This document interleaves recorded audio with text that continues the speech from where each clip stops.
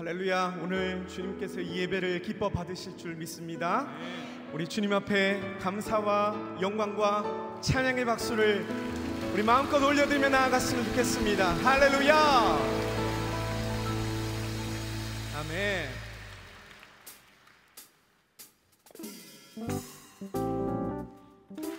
우리 박수치면서 함께 찬양합시다. 보혈의 능력을 우리 고백하며 나아갑시다.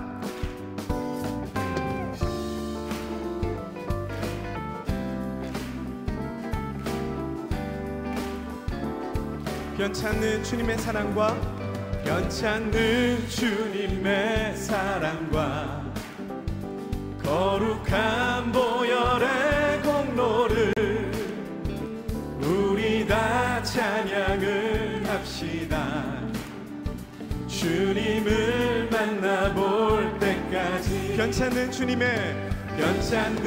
주님의 사랑과 거룩한 보혈의 공로를 우리 다 찬양을 합시다. 주님을 만나볼 때까지 예수는 우리를 깨끗게 하시는 주시니 그의 피 우리를 눈보다 더 희게 하셨네. 우리를 깨끗게 한 피는 무궁한 생명의 물이세. 생명의 구원을 받은 자 하나님 찬양을 합시다. 아멘.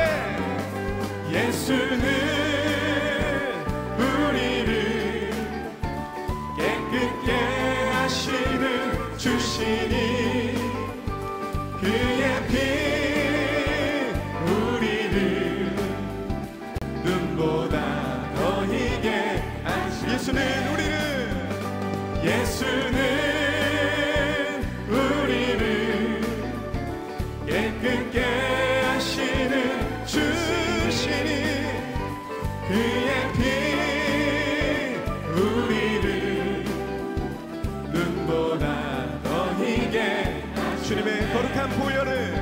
주님의 거룩한 보혈을 날마다 입으로 간증해 담대히 싸우며 나가세.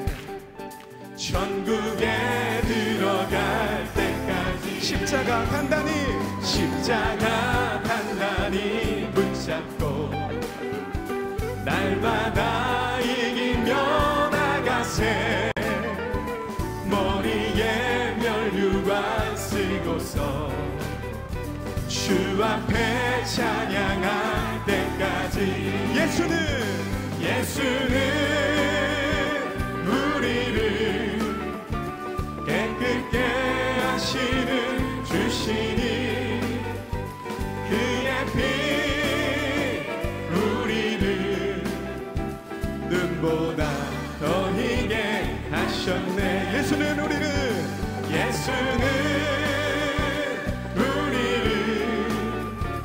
깨끗게 하시는 주시니 그의 피 우리를 눈보다 더 희게 하셨네.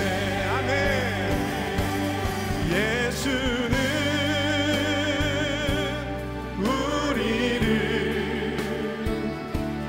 깨끗게 하시는 주시니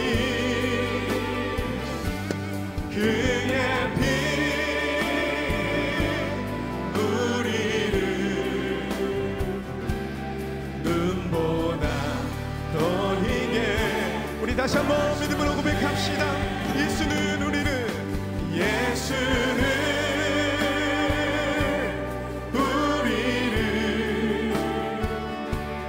깨끗게 하시는 주시니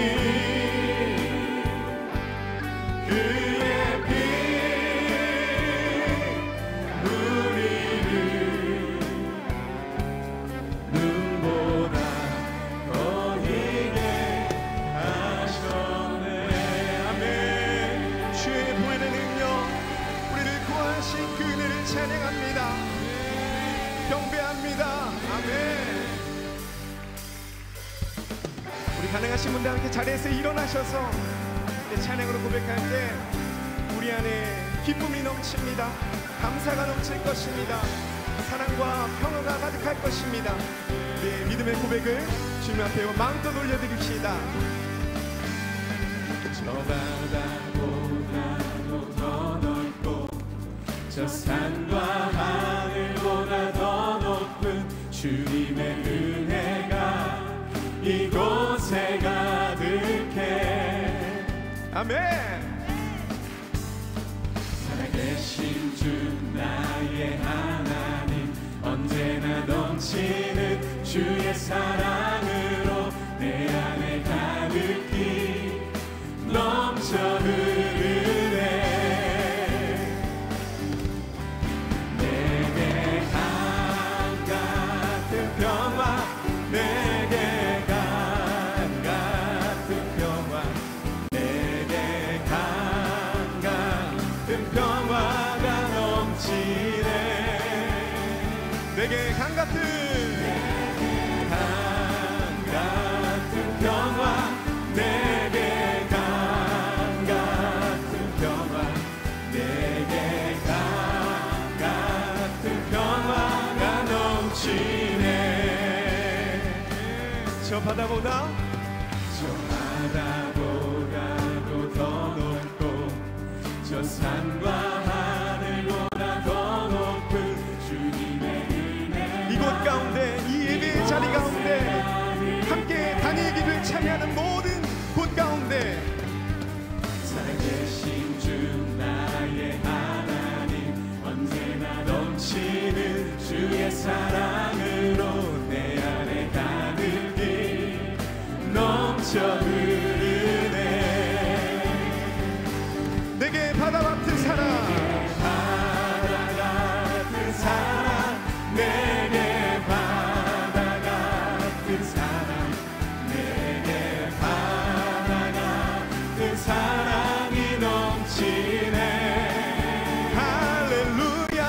내게 바다 같은 사랑, 내게 바다 같은 사랑, 내게 바다 같은 사랑이 넘치네.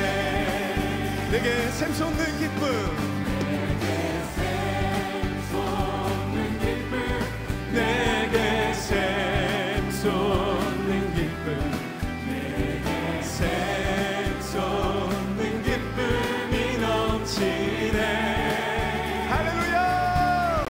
내게 샘솟는 기쁨, 내게 샘솟는 기쁨, 내게 샘솟는 기쁨이 넘치네. 아멘. 그렇습니다. 우리가 고백한 것처럼 주님의 그 은혜가 이곳에 가득합니다. 주님 안에 있을 때 우리에게 참 평안을 주시는 그 주님, 또한 우리에게 자유를 주시고 기쁨을 주시고 그 사랑을 알게 하신 주님, 그 주님을 찬양합니다. 할렐루야.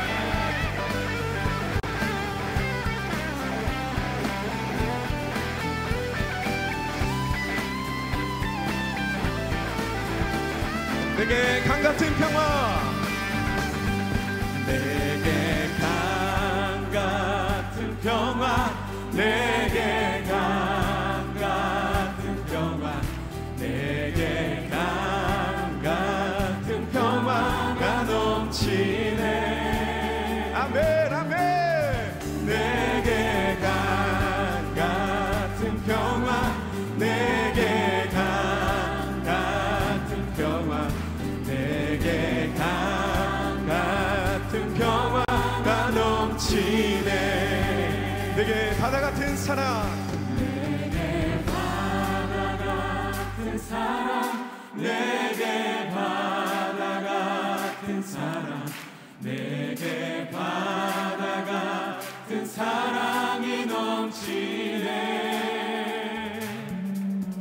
내게 바다 같은 사랑, 내게 바다 같은 사랑, 내게 바다 같은 사랑이 넘치네.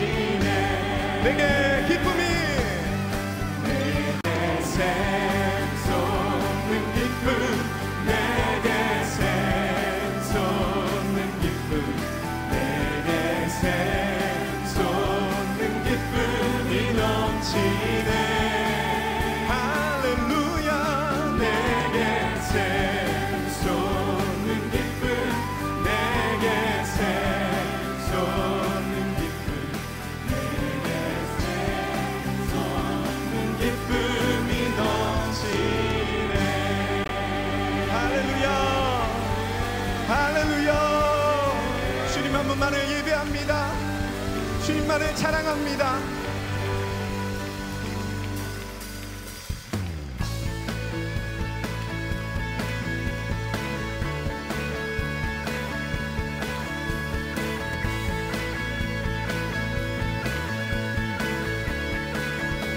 많은 사람들 지금 진리를 모른 채 예수님 곁을 떠나갔지만 내가 만난 주님은 참 사랑이었고 진리고 소망이었소.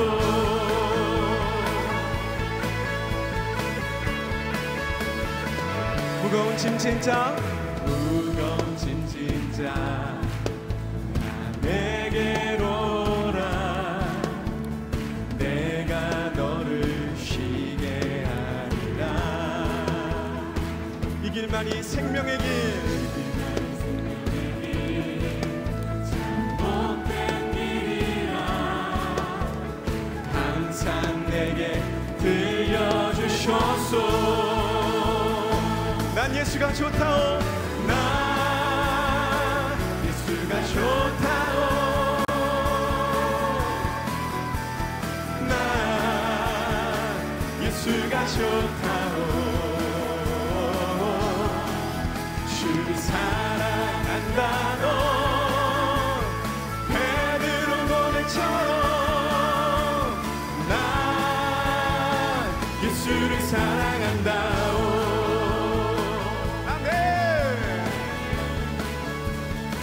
그대가 만일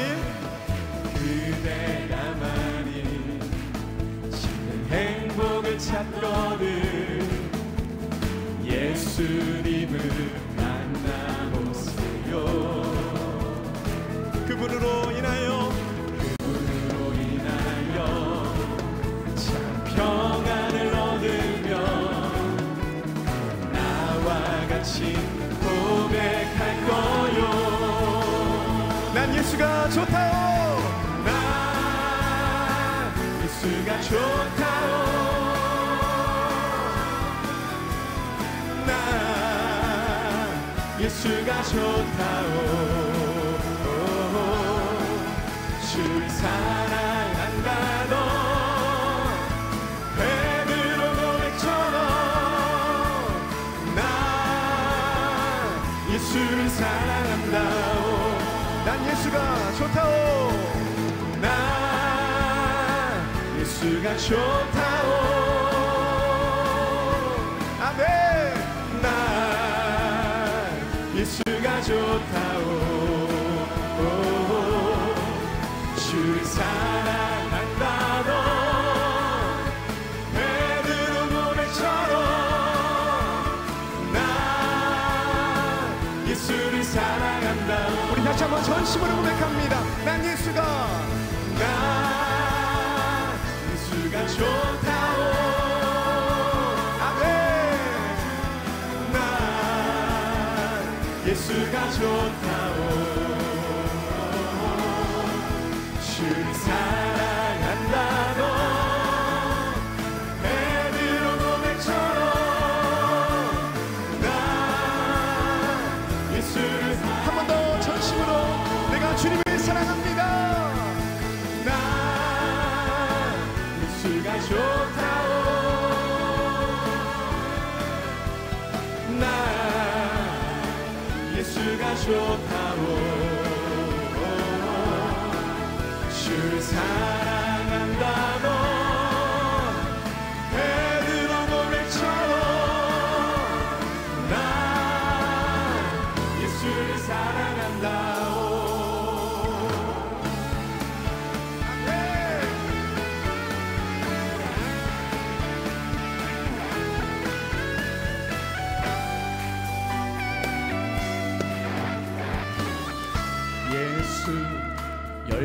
소망 예수 우리의 위로자 주는 온 땅의 영원한 소망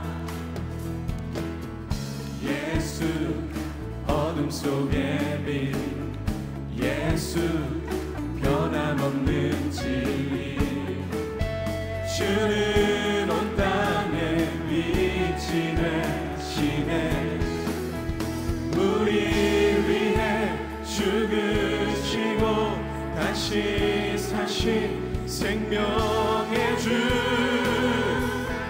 주님만이 소망이요 변함없는 반석이라 주님만이 온 세상을 비추시네 또 죽음에서 부활하신 우리 구주 평강의 왕 주를 믿는 모든 자의 소망 되신 주를 믿네 아멘. 주님이 우리의 소망이십니다. 예수 열방의 소망 예수 우리의 위로자 주는 온 땅의 영원한 소망 예수 어둠 속의 빛 예수 변함없는 진리 주는 온 땅에 빛이 되시네 우리를 위해 죽으시고 다시 사신 생명 우리 위해 죽으시고 다시 사신 생명의 주 주님만이 소망이요 변함없는 반석이라 주님만이 온 세상을 비추시네 또 죽음에서 부활하신 우리 구주 평강의 왕 주를 믿는 모든 자의 소망 되신 주를 믿네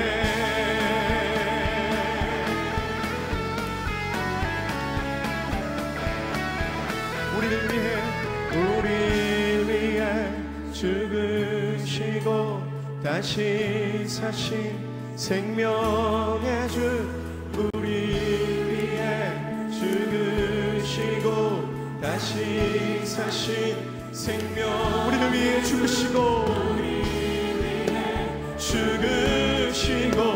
다시 사신 생명 우리를 위해 죽으시고 죄와 사망의 권세를 이기시고 구원하신 승리의 주님을 선포합시다.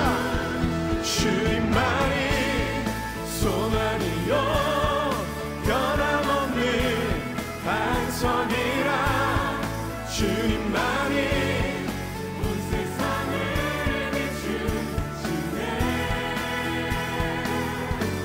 또 죽음에서 부활하신 우리 구주 평강의 왕 주를 믿는 모든 자의 소망 되신 주님만이 소망이요 주님만이 소망이요 변함없는 반석이라 주님만이 온 세상을 비추시네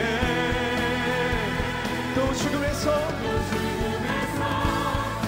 부활하신 우리 구주 평강의 왕 주를 믿는 모든 자의 소망 되신 주를 믿네 아멘.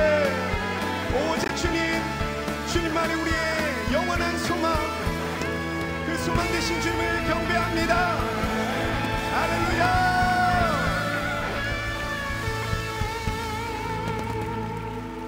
아멘.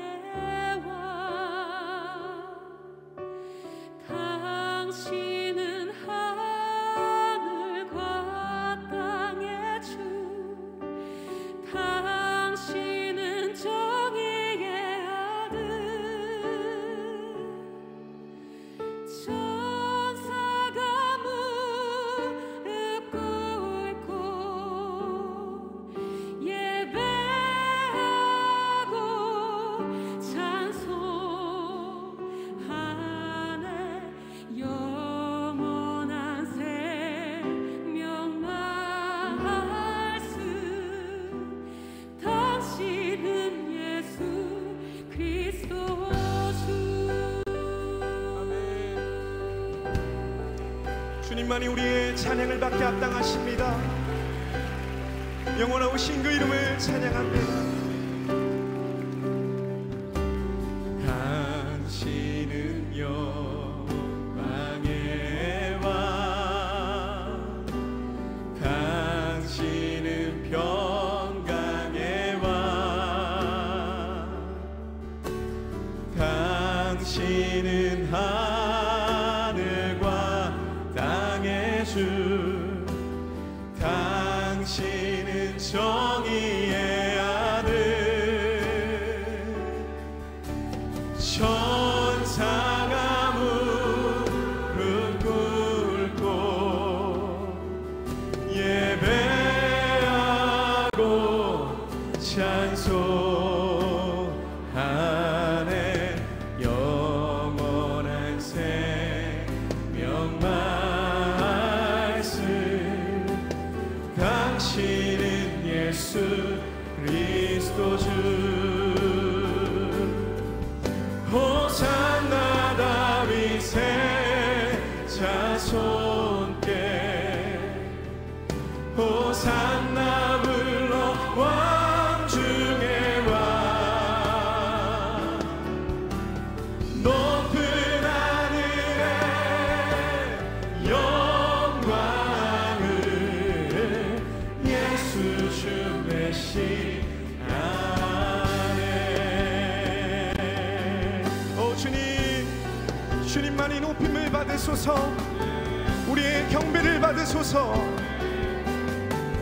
우리 다시 한번 고백합시다. 당신은 영광의 왕, 당신은 영광의 왕, 당신은 평강의 왕, 당신은 하늘과 땅의 주, 당신은 정의의 아들, 천사가 무릎 꿇고 천사가 무릎 꿇고 예배하고 찬송하네.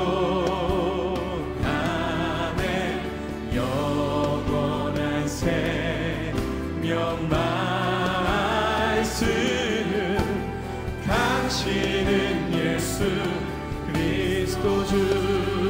호산나, 호산나 다윗의 자손께, 호산나 불러 왕 중의 왕. 높은 하늘에 영광을 주 메시 호산나 다윗의 자손께 호산나 호산나 다윗의 자손께 호산나 불러 왕 중에 왕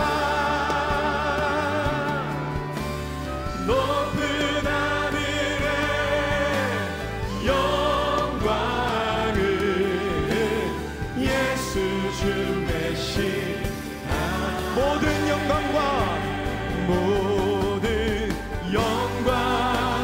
존귀와 능력 오 주님 받으소서 주님 받으소서 모든 영광과 존귀와 능력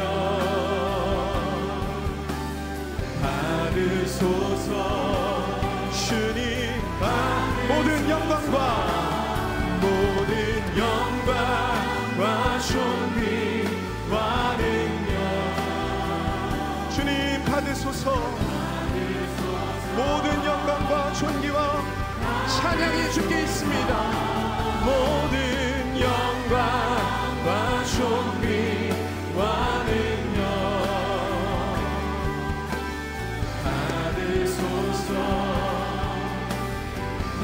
받으소서 그리스도 주는 살아계신 하나님 그리스도 주는 살아계신 하나님 그리스도 주는 살아계신 하나님 한 번 더 그리스도 주는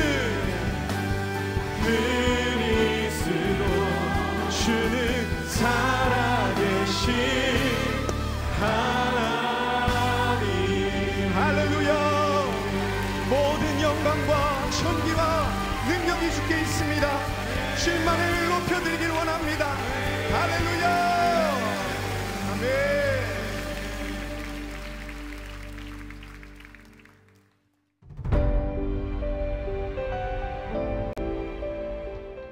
기독교 한국 침례회 총회장 김인환 목사입니다. 한국교회와 또한 열방교회가 귀한 기도회를 통해서 하나님이 살아계시고 우리의 기도를 기대하시고 들으신 하나님께서 응답하여 주신다라고 하는 이 사실은 코로나19의 장기화로 지쳐 있지만 그럼에도 그 이상을 뛰어넘는 하나님의 역사를 우리는 보고 있습니다. 저 또한 이번 다니엘 기도회에 영상으로 함께 참여하면서 동일한 하나님의 은혜를 구하겠습니다. 사랑하는 이 자리에 참여하는 우리 모든 한국교회와 열방교회 가운데 하나님께서 행하실 귀한 일들을 기대합니다. 감사합니다.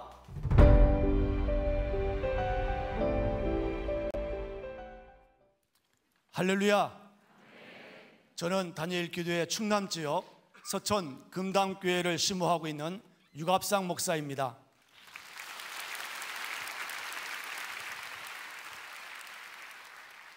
저희 충남 지역에서도 매일 밤 수많은 교회들과 성도들이 다니엘 기도회를 통해 큰 은혜를 누리고 있습니다. 오늘 밤 15,500여 교회가 함께 예배할 때 하나님께서 우리의 예배를 받으시고 존귀하신 하나님의 이름만이 높임받기를 간절히 소망합니다. 오늘 우리가 드린 예배의 대상이요 찬송과 경배받기 합당하신 거룩하신 하나님께 가장 큰 박수로 영광 올려드리겠습니다.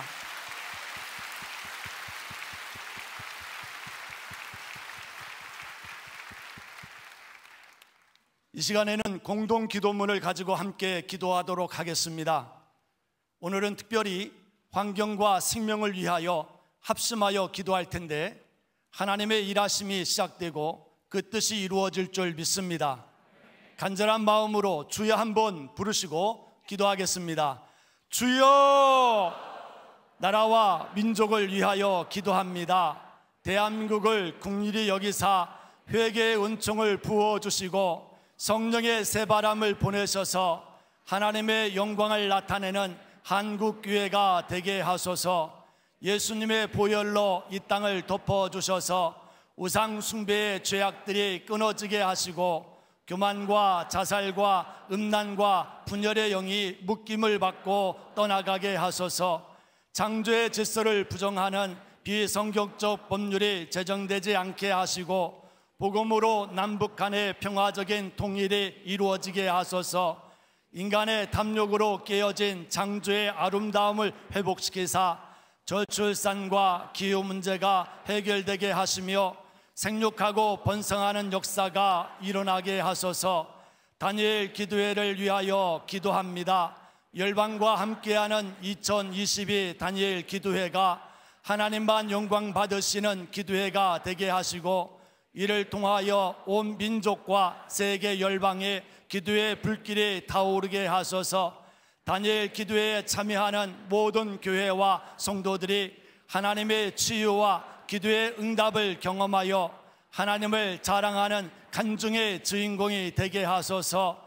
세우신 강사들과 찬양팀에게 성령의 능력을 덤비켜 주시고 예배하는 저소마다 현장감 있는 예배가 되게 하소서. 모든 성도가 말씀과 찬양을 통해 진정한 예배자로 거듭나게 하시고 다니엘 기도회를 통해 각 교회의 현장 예배가 회복되게 하소서. 환경과 생명을 위하여 기도합니다. 온 인류가 필요 세계를 향한 하나님의 명령을 기억하여 인간의 욕심이 아닌 하나님의 질서대로 환경을 다스리게 하소서. 모든 생명을 사랑하시는 하나님의 뜻에 따라 낙태와 아동학대 등 생명 경시 풍조가 사라지게 하시고 우리에게 주신 생명을 존중하고 사랑하게 하소서. 환경과 생명을 위해 일하는 관계자들에게 지혜를 허락하셔서 효율적인 정책이 세워지게 하시고 교회와 사회가 함께 힘을 모아 하나님의 나라를 이루어가게 하소서. 예수님의 이름으로 기도합니다. 아멘. 이 시간은 사랑의 헌금을 드리는 시간입니다. 10월 10일 사랑의 헌금 대상자는 김민영 형제입니다. 김민영 형제는 작년에 골육종 진단을 받고 암이 폐로 전이되어서 항암 치료를 받고 있습니다. 김민영 형제가 다시 웃음을 찾을 수 있도록 온전한 회복을 경험하기를 소망하며 사랑의 헌금을 드리겠습니다. 다 함께 기도하겠습니다. 오늘도 살아 역사하신 하나님 아버지, 주의 사랑하는 아들 김민영 형제를 그리스도의 보혈로 덮어주시고 주님의 피 묻은 손으로 직접 안수하여 주시옵소서. 나사렛 예수 그리스도의 이름으로 명하노니 김민영 형제의 몸 안에 있는 모든 암세포는 떠나갈지어다. 주의 기이한 행적을 전파하는 민혁 형제의 삶이 되도록 축복하여 주시옵소서. 예수 그리스도의 이름으로 기도합니다. 아멘. 이제 준비된 영상을 보시면서 사랑의 헌금을 드리도록 하겠습니다.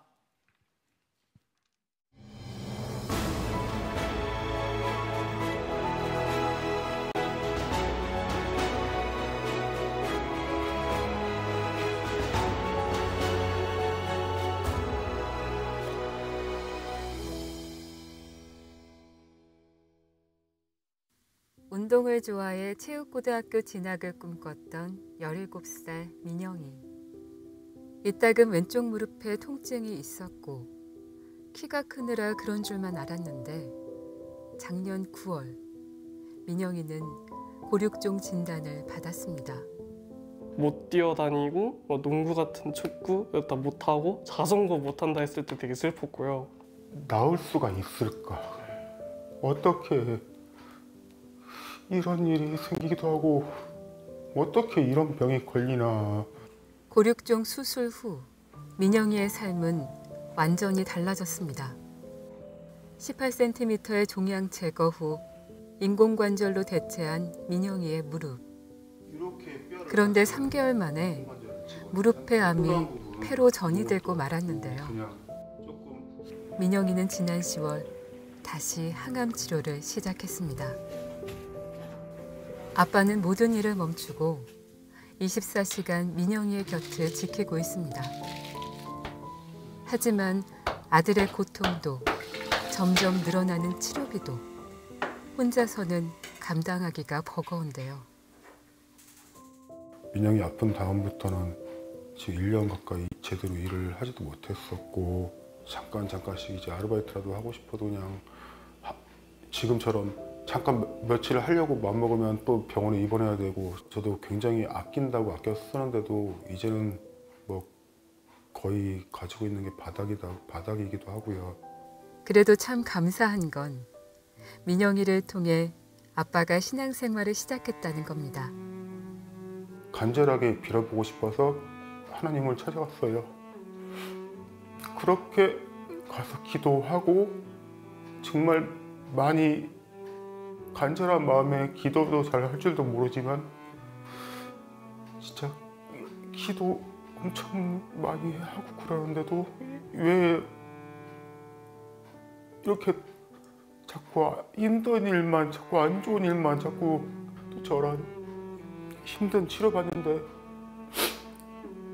해줄 수 있는 게 너무 적다 보니까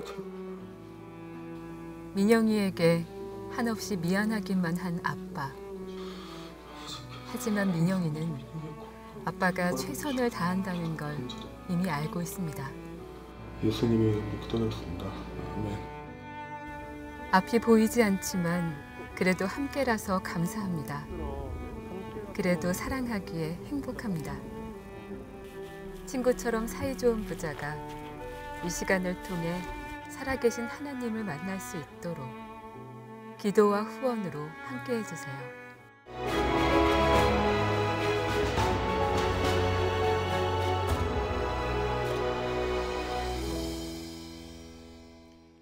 김민영 형제가 하나님 안에서 온전한 치유와 회복을 경험할 수 있도록 박수로 위로하며 축복하겠습니다.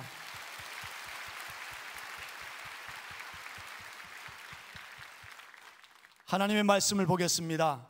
히브리서 11장 17절로 19절의 말씀입니다. 다 함께 마음을 모아 한 목소리를 읽도록 하겠습니다. 아브라함은 시험을 받을 때에 믿음으로 이삭을 드렸으니 그는 약속들을 받은 자로되 그 아들들을 드렸느니라. 그에게 이미 말씀하시기를 내 자손이라 칭할 자는 이삭으로 말미암으리라 하셨으니 그가 하나님이 능히 이삭을 죽은 자 가운데서 다시 살리실 줄로 생각한지라. 비유컨대 그를 죽은 자 가운데서 도로 받을 것이니라. 아멘. 오늘 11월 10일 강사님은 김한효 목사님이십니다. 김한효 목사님은 미국 얼바인에 있는 베델교회 담임 목사님이시고 베델 기독학교 재단 이사장으로 귀한 사역을 감당하고 계십니다. 오늘 저녁 외아들의 시험을 통과하라라고 하는 제목으로 말씀을 전해 주실 때 우리 모두 큰 은혜 받기를 축복합니다. 감사한 목사님 나오실 때 힘찬 박수로 환영하며 맞이하겠습니다.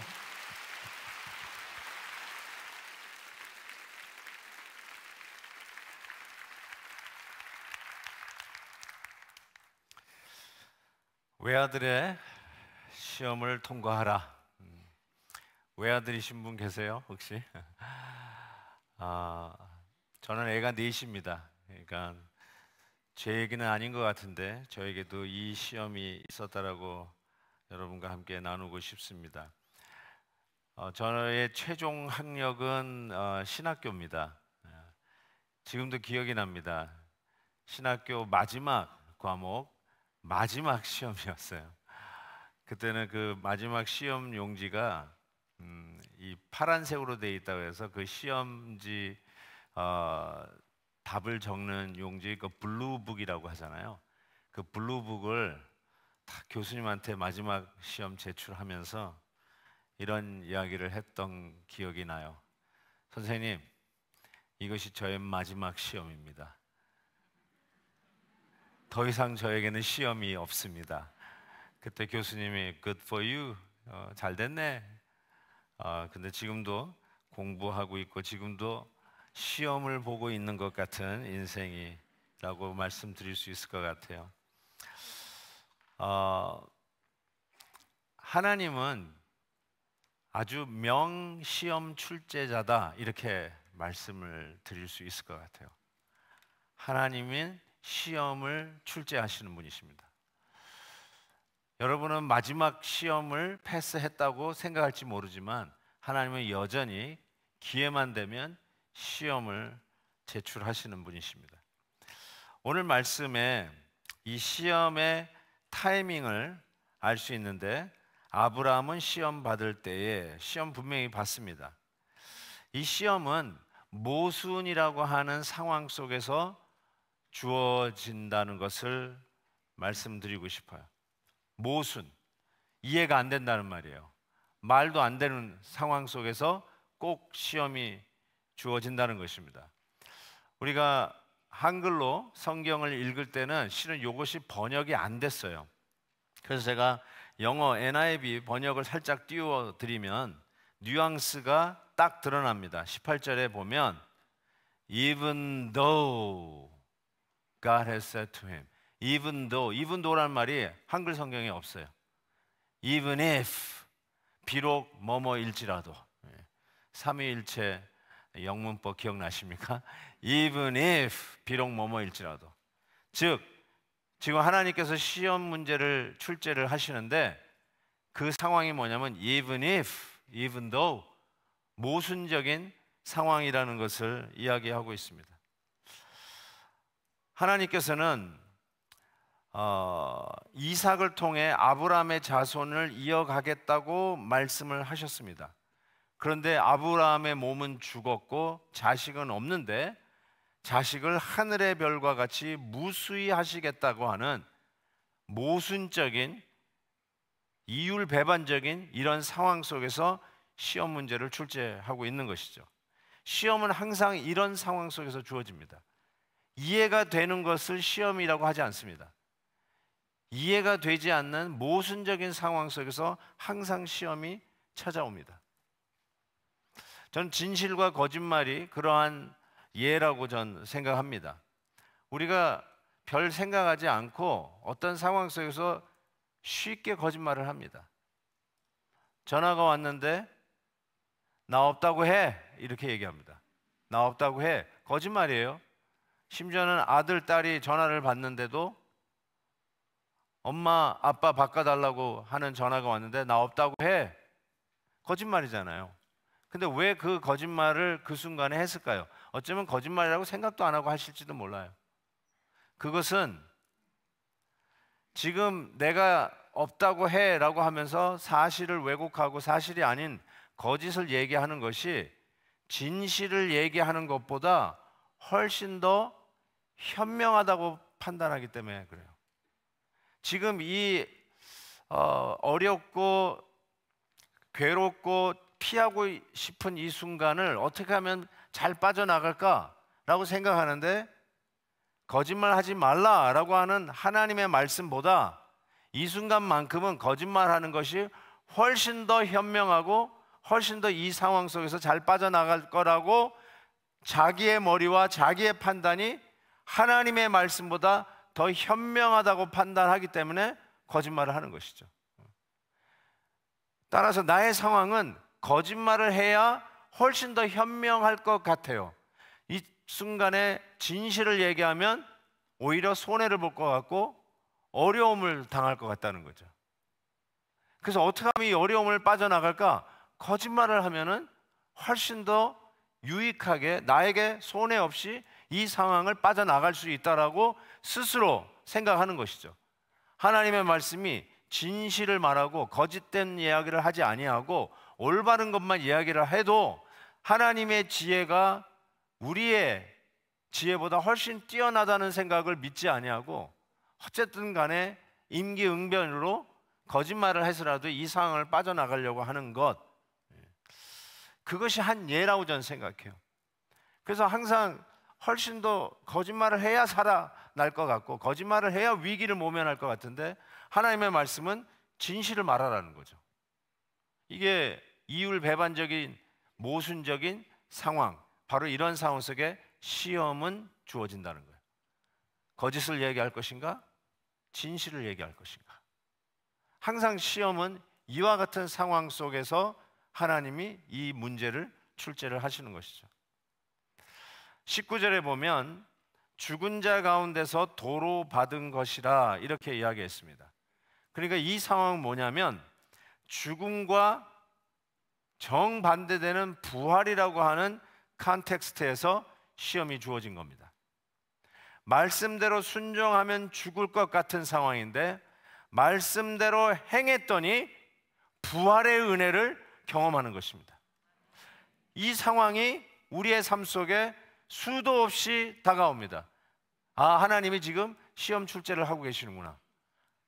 하나님이 지금 우리를 시험하고 계시는구나. 그렇게 이해하셔도 결단코 틀리지 않다고 저는 생각해요.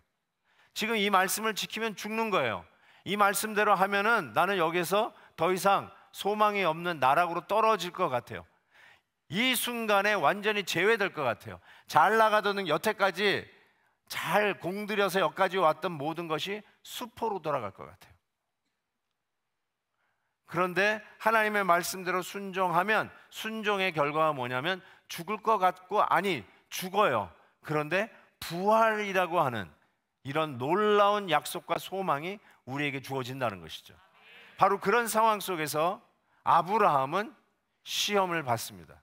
이게 바로 우리가 시험을 당하는 상황입니다. 시험은 항상 이렇게 주어집니다. 원수를 사랑하라. 와, 이것처럼 모순적인 말이 어디 있어요? 사랑하는 이를 사랑하기도 바쁜데 원수를 사랑하라. 그렇죠. 원수는 사랑하는 우리의 마음이 뭉클하고 막 껴안아주고 싶고 그런 대상이 아니거든요. 어느 분 얘기처럼 원수는 이가 갈리는 대상이에요. 근데 이를 갈면서 사랑하라. 이게 하나님의 말씀이에요. 야, 내가 사랑해야 되는데 너를 핍박하는 자를 위하여 기도하라. 이것도 너무너무나 힘든 모순적인 상황 아니에요? 아니, 나를 핍박하는 자를 위해서 기도를 하라뇨. 이게 말이 안 되는 상황이에요. 그렇지만 바로 그 상황 속에서 순종하고 하나님의 말씀을 지키면, 즉 시험을 패스하면, 시험을 통과하면 죽음과 같은 상황이 부활로 변하는 역사가 있다는 것이죠. 이거는 믿고 행하는 자에게만 주어지는 하나님의 놀라운 축복입니다. 시험의 목적이 있습니다. 시험의 목적. 왜 하나님은 우리에게 시험을 계속해서 출제를 하시는가? 제 마지막 시험 뭐라고 그랬다고요? 교수님에게? 이게 제 마지막 시험입니다. 내 인생에 다시는 시험이 없습니다. 정말 누가 시험 받기를 원하겠어요? 누가 시험을 또 보기를 원하겠습니까? 근데 하나님은 계속해서 우리에게 시험을 주십니다. 그 이유가 무엇이냐? 창세기 22장 1절에 보면 그 일 후에 하나님이 아브라함을 시험하시려고 그를 부르시되, 하나님이 우리를 시험하시기 위해서 부르십니다. 마귀도 우리를 시험해요. 마귀는 우리를 넘어뜨리고 함정에 빠뜨리기 위해서 시험을 합니다. 근데 하나님은 우리를 왜 시험하실까? 제가 고등학교 다닐 때 그 대학교하고 붙어 있는 고등학교를 다녔어요. 그러면 그 대학교 캠퍼스가 너무너무 이뻐가지고 봄이 되면 학생들이 선생님에게 오늘 휴강하고 꽃구경 가요, 꽃구경 가요 그랬어요. 그러면 안 그래도 나른하고 특별히 점심시간 이후에 하는 수업들은 얼마나 식곤증 때문에 졸립니까? 그러니까 선생도 졸리니까 그래 나가자 그래가지고 캠퍼스를 이렇게 돌아요. 그러면서 꽃구경해요. 근데 여고도 있었어요. 그래서 우리 남고는 꽃구경 간다고 하지만 마음은 딴 데가 있죠. 진짜 옆 동네에 있는 꽃구경 보러 갔던 그런 기억이 났습니다. 근데 어떤 선생님은 정말 노숙, 국물도 없어요. 그래가지고 아니 학생이 공부를 해야지. 아니 봄날이 왔다고 꽃구경 휴강을 하고 꽃구경 다니니까 말이 안 된다고 아주 엄하게 말씀하는 선생님도 있어요. 시간이 지나고 학창 시절을 돌아다 봤을 때 여러분은 어떠세요? 시험도 없고 그냥 출석만 하면 패스 하는 선생님이 기억나세요? 아니면 숙제 엄청 주고 맨날 출석 체크하고 시험 뭐 계속 달달이 아니면 그냥 주마다 이렇게 주면서 들들 볶는 선생님이 기억나세요. 지나고 나면 이상하게 엄한 선생님이 더 기억이 나요. 우리 형편 봐준다고 그래 오늘 꽃구경 가자 하고 널널하게 하신 선생님은 잘 기억이 안 나요. 그리고 지금 지나고 나니까 그 엄한 선생님이 더 좋은 스승이었다라는 생각이 들어요. 여기는 아닌가 보네요. 예, 저는 그런데 여전히 널널한 선생님이 좋으세요?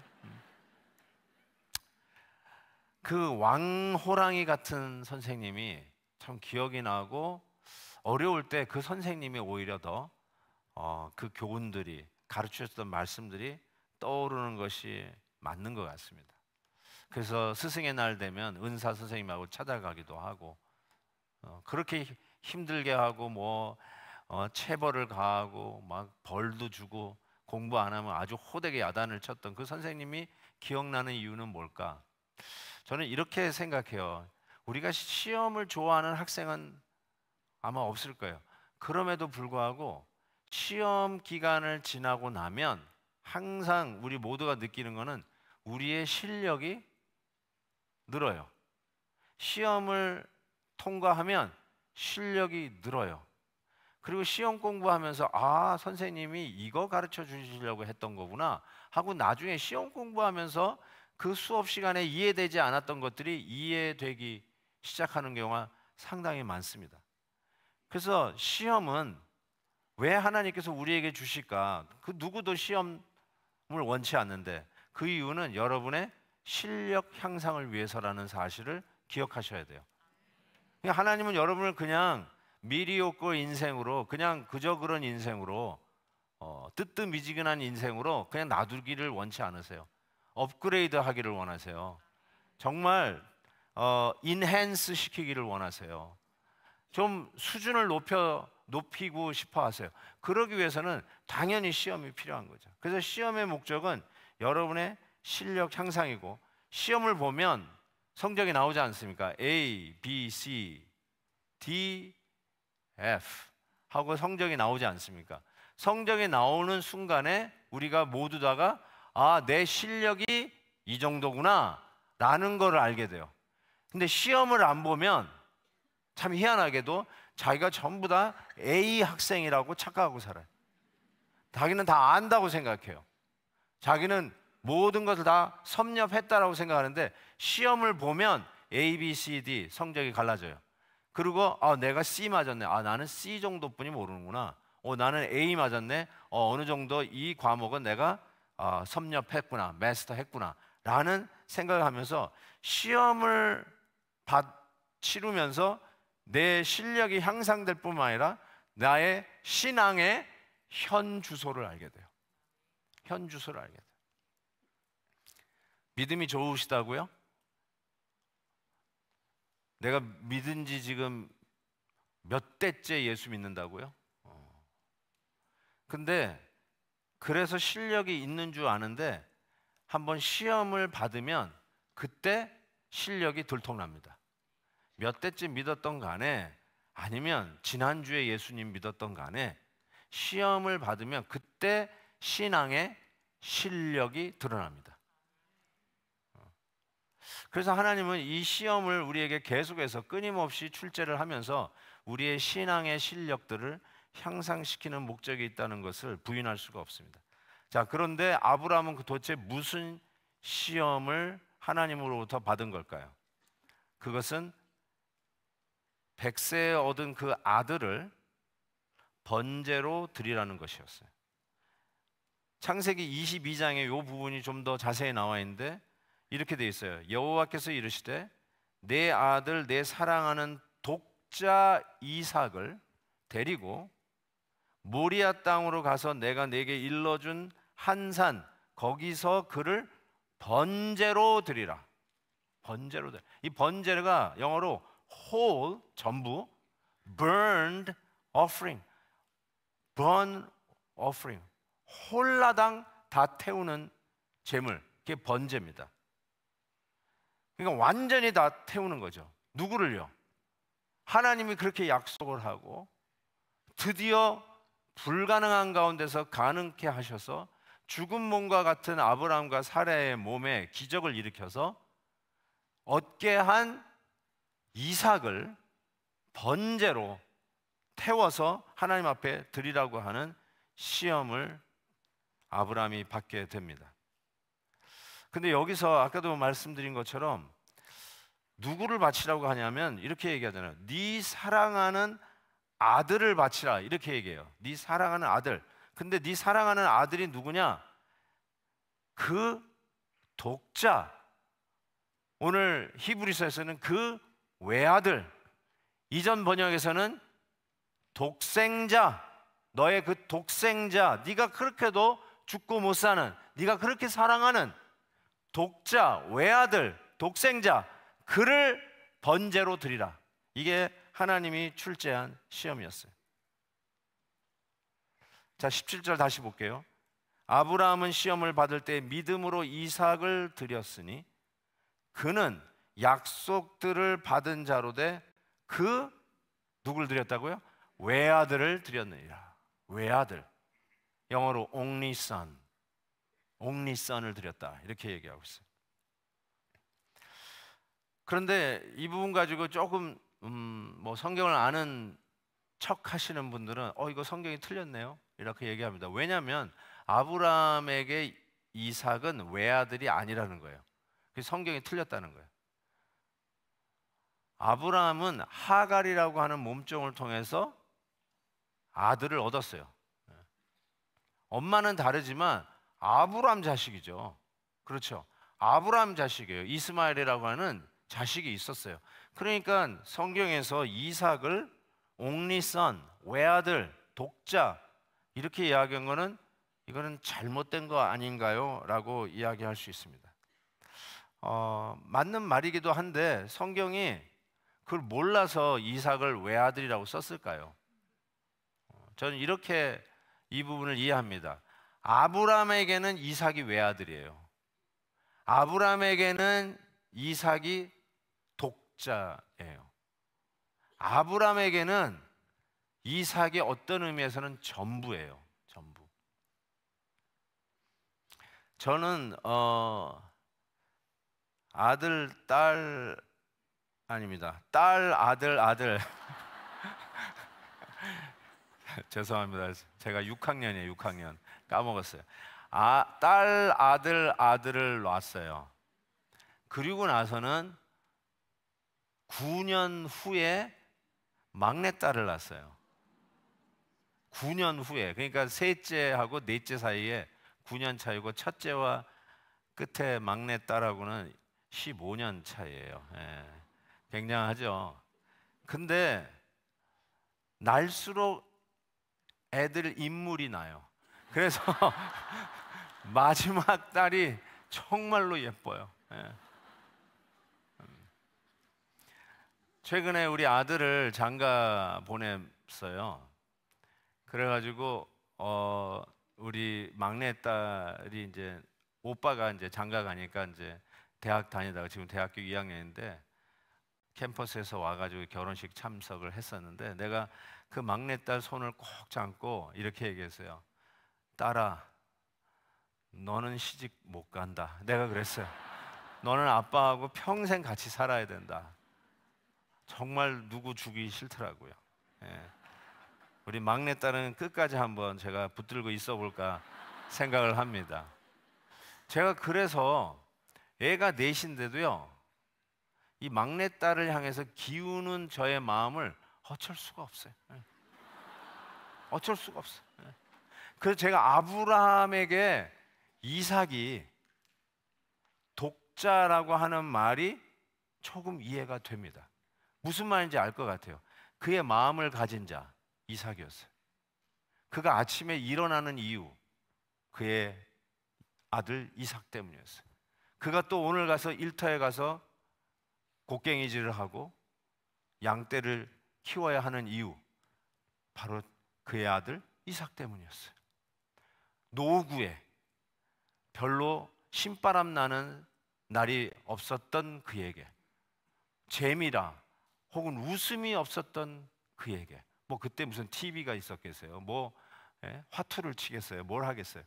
그런데 100세의 아들, 그 아들 때문에 하루하루가 의미가 있고 하루하루가 살맛이 나고 신이 나고 다시 회춘하는 기분이고 내가 살아갈 이유가 있고 내일 다시 일어나야 할 이유가 있었던 그 모든 것, 그게 그의 아들 이삭이었어요. 그런 의미에서 이삭은 아브라함의 독자, 외아들이었다.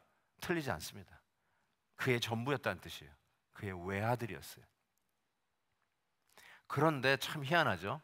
하나님이 그 아들을 내놓으라는 거예요. 줄 때는 언제고? 내놓으라는 거예요. 어떻게 얻은 아들인데?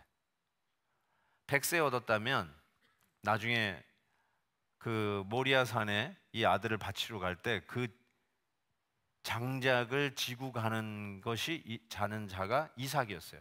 그럼 적어도 청소년쯤 되지 않았을까? 그 무거운 장작을 지고 갈 정도의 신체를 생각한다면 그러면 한 15년 정도는 100세에 낳은 그 아들 때문에 얼마나 행복했을까? 그 아들 때문에 얻은 그 추억들이 아마 주마등같이 흘러갔을 것 같다는 생각이 들어요. 그 아들을 내놓으라니 하나님이 노망이 드셨나?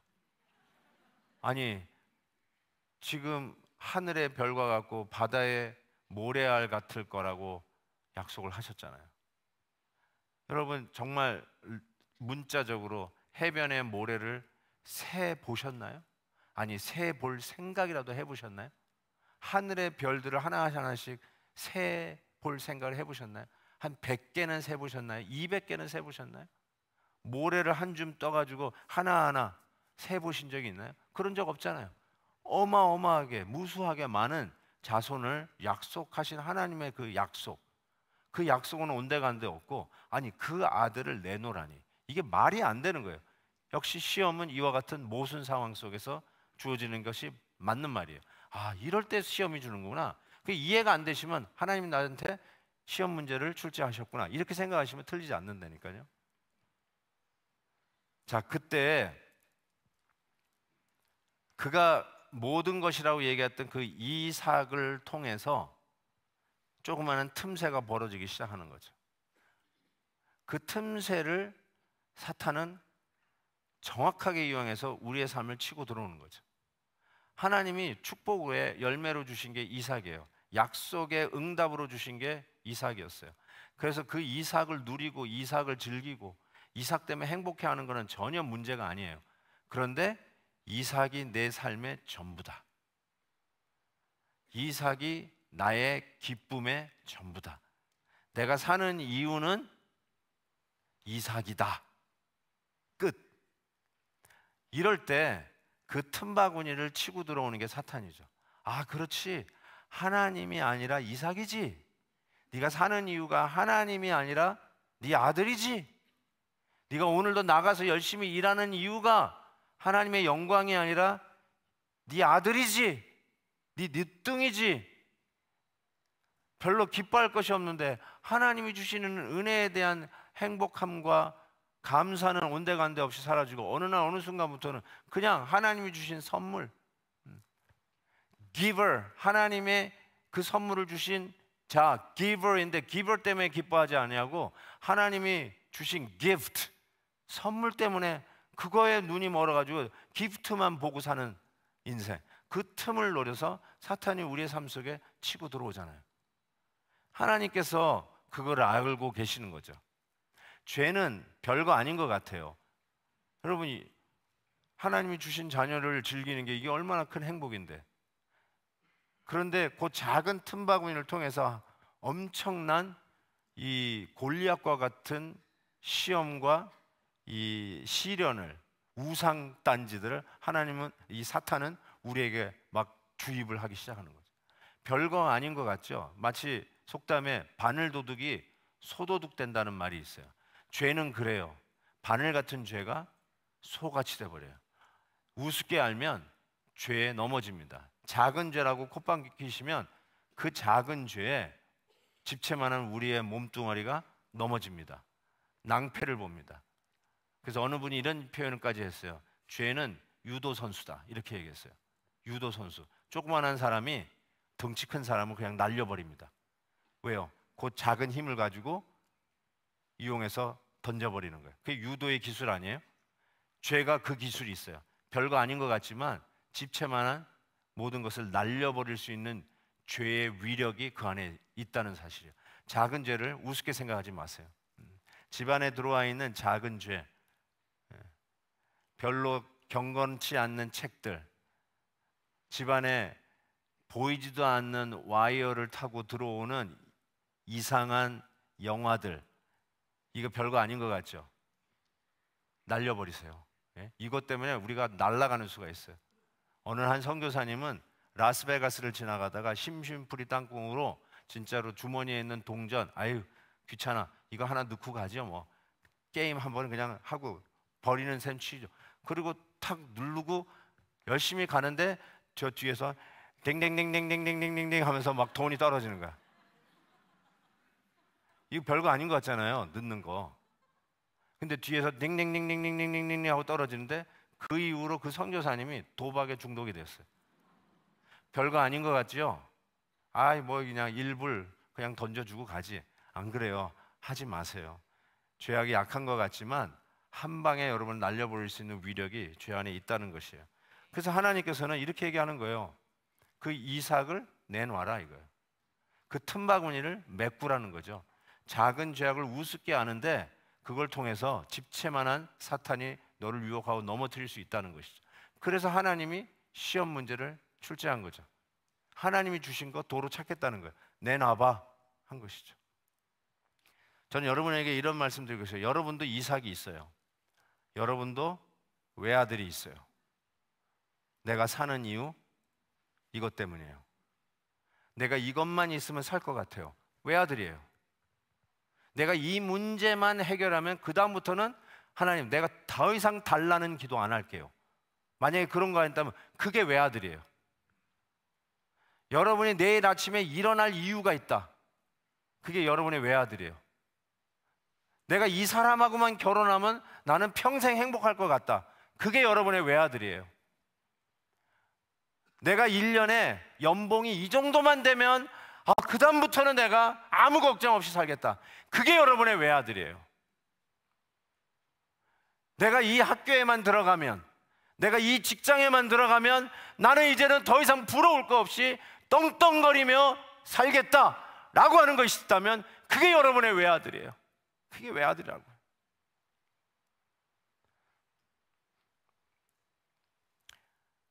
그런데 그거를 하나님이 내놓으라는 거예요. 그게 시험이에요. 그거 내놓으라는 거예요. 제가 그래서 이렇게 한번 글을 써봤어요. 우리에게도 이삭이 있는데, 좀 이삭 할아버지에게는 좀 미안한 얘기지만 이삭이라고 하는 이건 시도 아니고요. 그냥 제가 한번 써봤어요.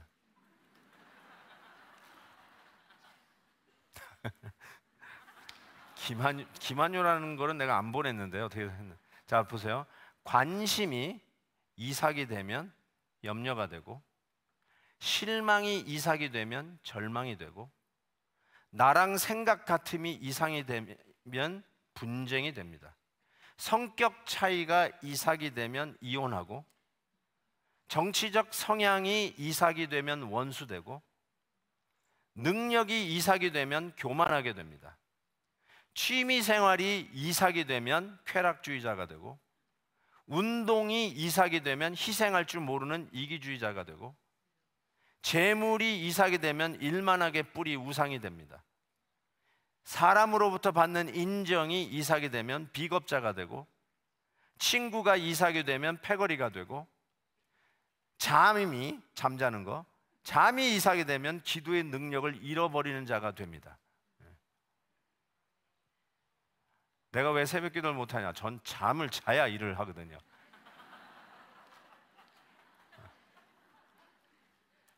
이렇게 집회를 하는데요, 지금 9시 10분인데 9시만 되면 일어나서 나가는 분이 있어요.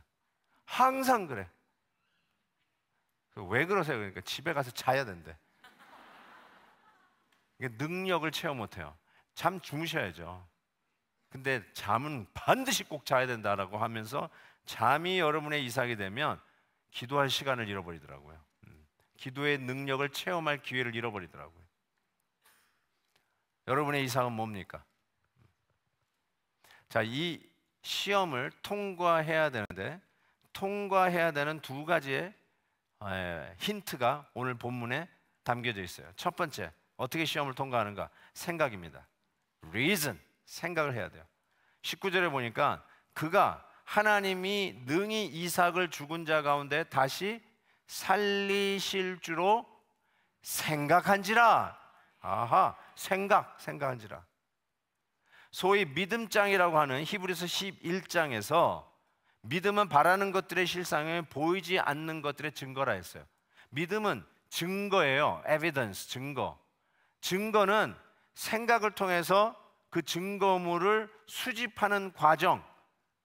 그러니까 reason, 생각이요, think보다 더 reason, 영어로 reason. 그러니까 어떻게 이 시험을 통과했느냐? reasoning을 했다는 거예요. 이 여러 가지 정보, 데이터를 다 콜렉트, 모아가지고 생각해보니까 결론이 나오는 거예요.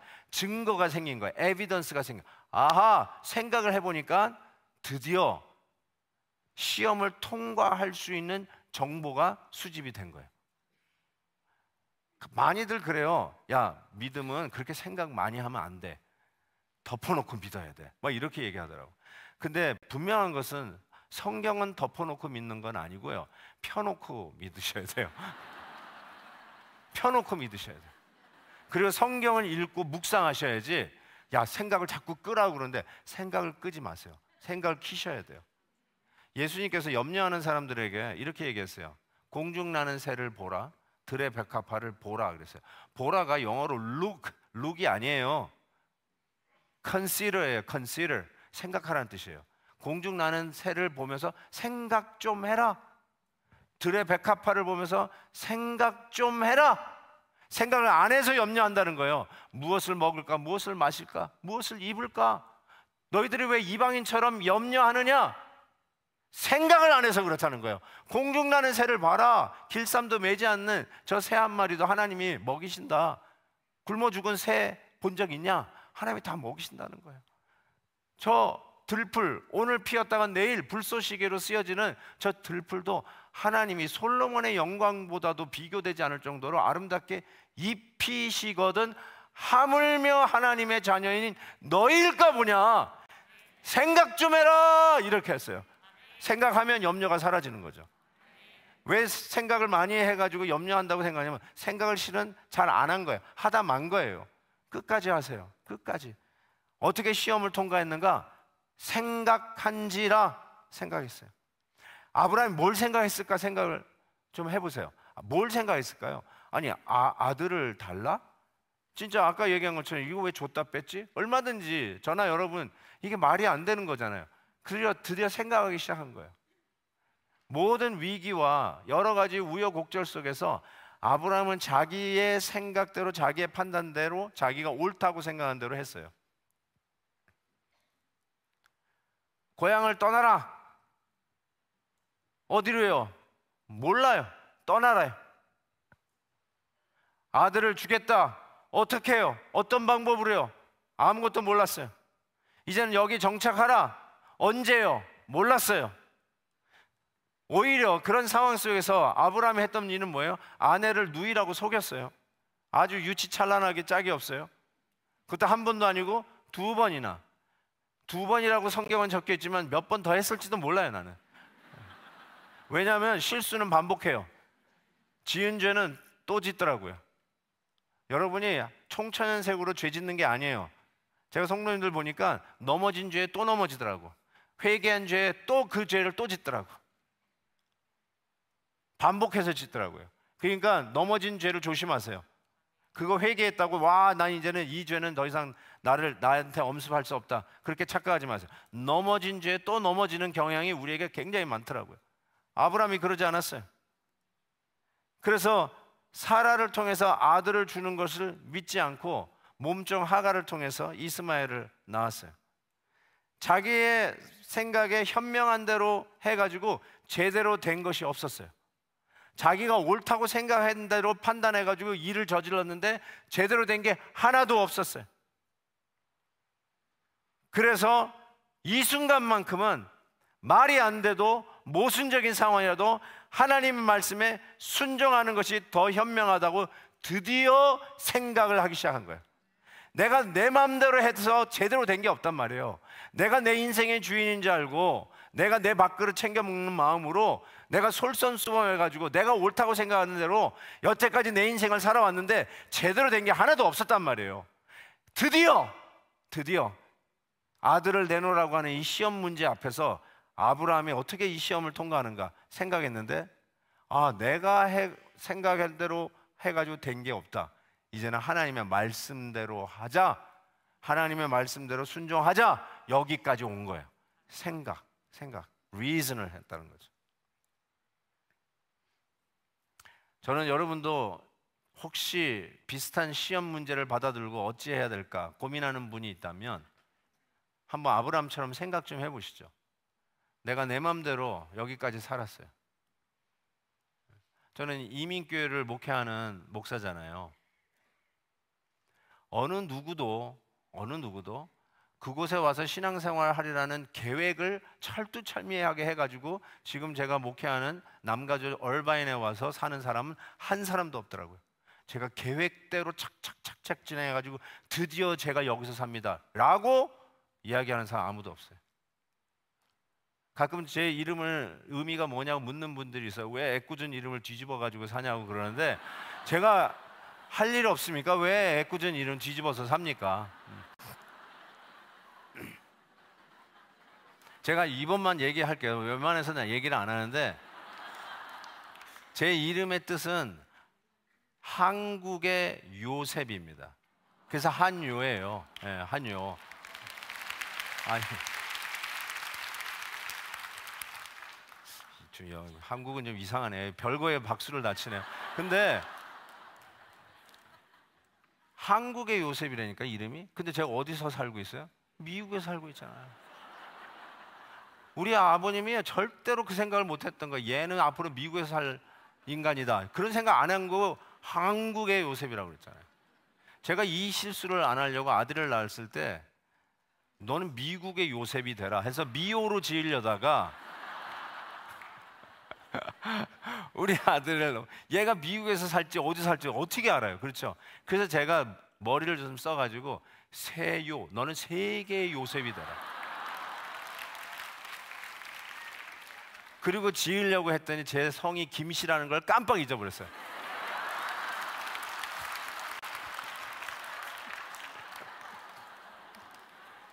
그러니까 자기가 계획대로 사는 사람이 아무도 없다니까요. 정말로 잘 생각해 보세요.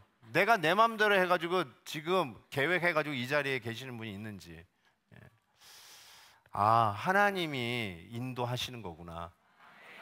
가장 현명한 하나님 말씀에 순종하는 것이구나. 내 머리를 따라가는 게 아니라 하나님의 말씀을 쫓아가는 것이, 이게 믿음이구나.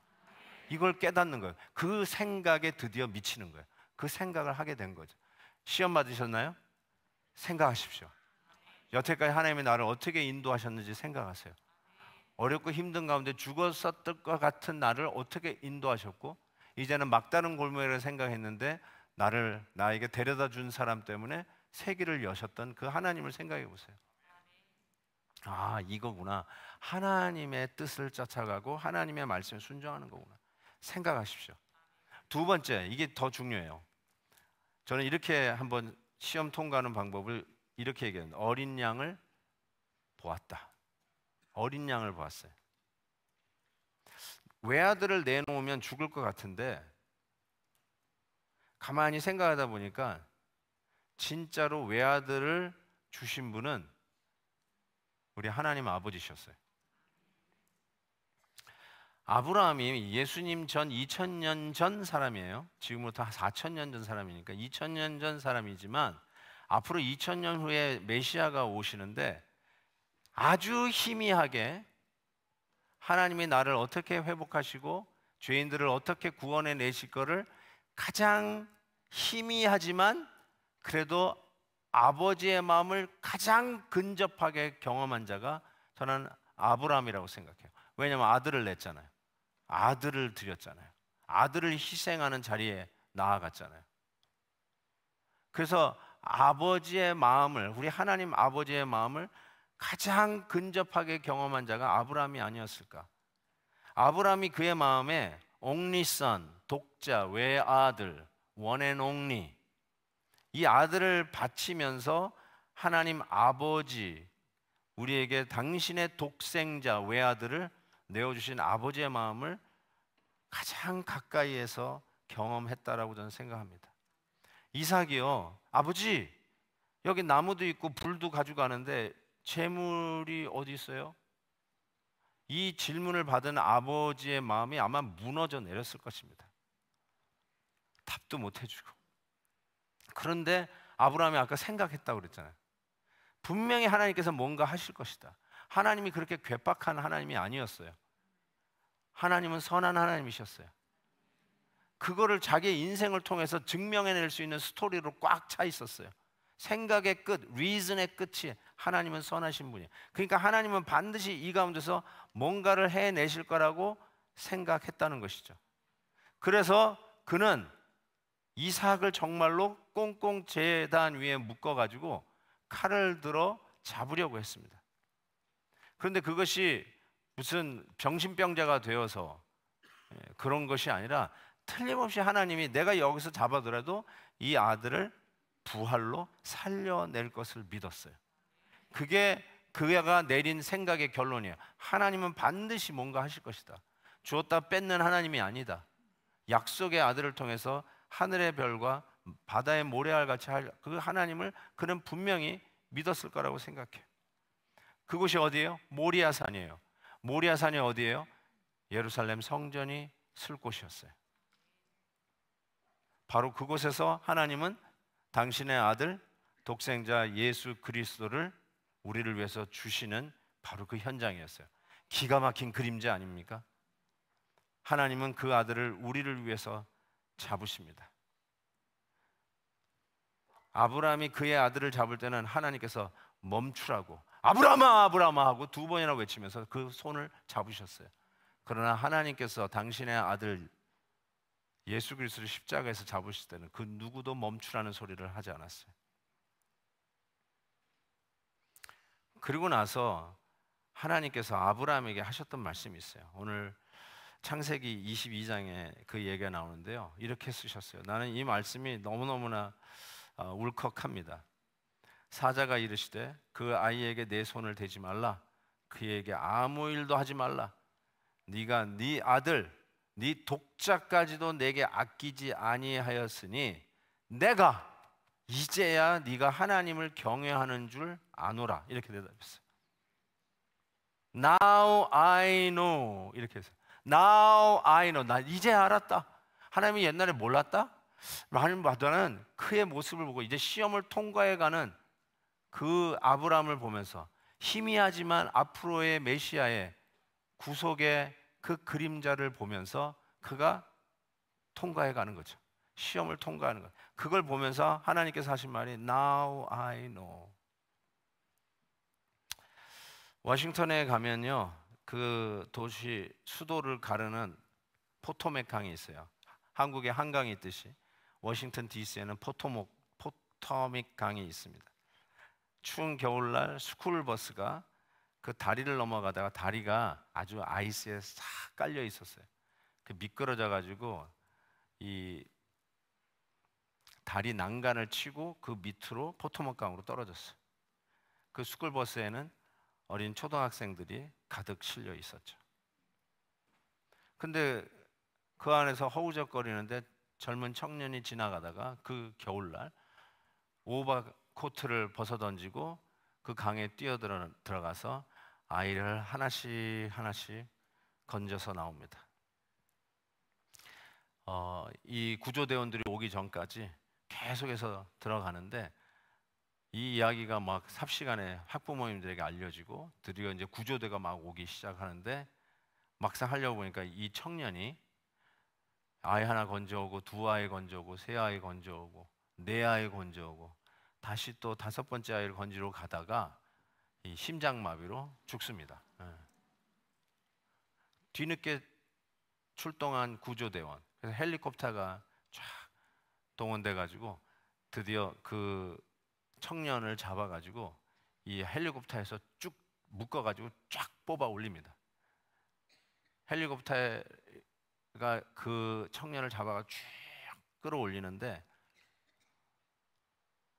학부모들이 자기 애 때문에 걱정해서 와 하는 그 학부모들이 막 이 담요 이런 걸 안고 하는데 자기 애를 살려낸 청년이 쫙 헬리콥터에서 이게 붙잡혀가지고 쫙 끌려오는 거를 보는 거예요.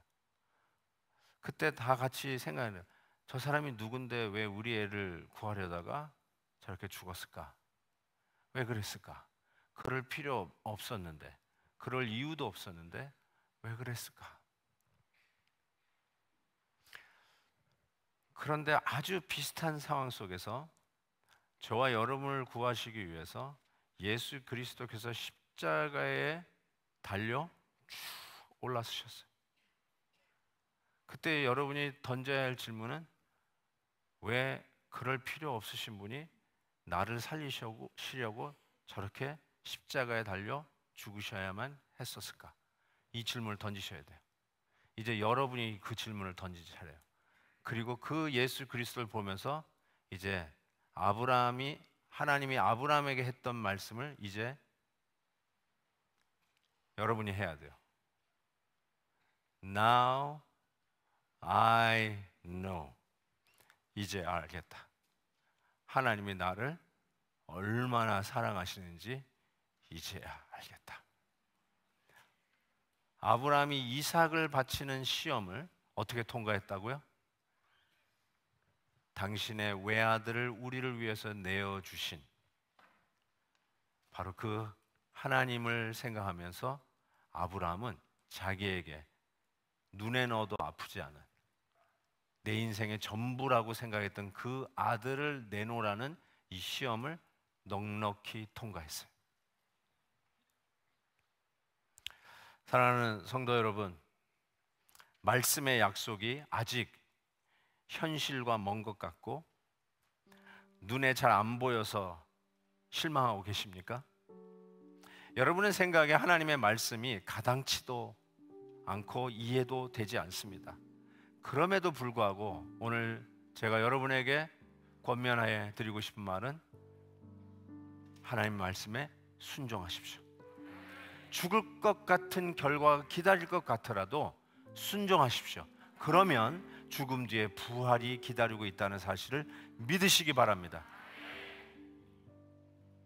성도 여러분의 이삭이 무엇인지 모르지만 그 이삭을 하나님 앞에 내려놓으십시오. 그리고 나를 위해 당신의 외아들을 내놓으신 하나님의 사랑을 바라다 보며 여러분 앞에 출제된 그 시험, 이전에도 그전에도 실패하고 fail 했던 바로 그 시험을 이제는 통과하면서 죽을 것 같은 현실이 부활로 일어나는 능력의 믿음의 소유자들이 되시기를 주의 이름으로 축원해 드립니다.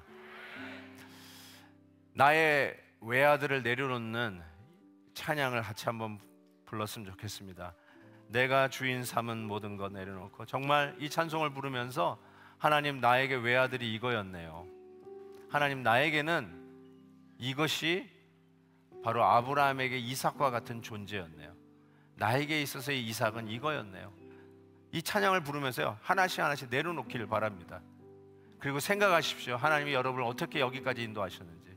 그리고 이제 나의 이삭을 대신하여 당신의 이삭을, 당신의 외아들을 내려놓으신 하나님을 바라다 보면서 여러분 앞에 출제된 그 시험 통과하는 은혜가 있기를 주의 이름으로 축원합니다. 같이 찬양합시다. 내가 주인 삼은 모든 것 내려놓고 아멘. 내 주 되신 주 앞에 나가 내가 사랑했던 모든 것 내려